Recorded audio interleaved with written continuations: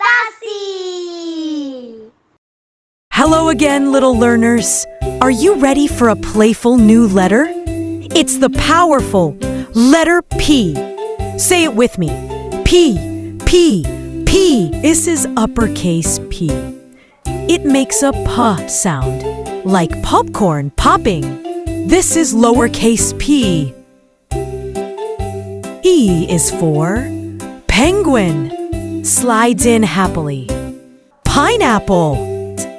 Present.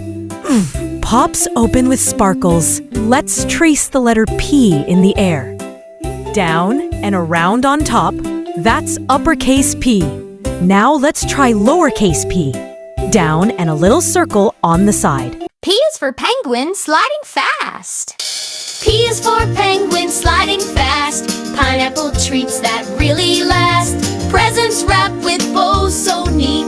P is a letter that's so sweet.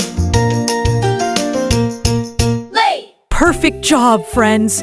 Wave goodbye to penguin, pineapple, and present. See you next time for the next amazing letter.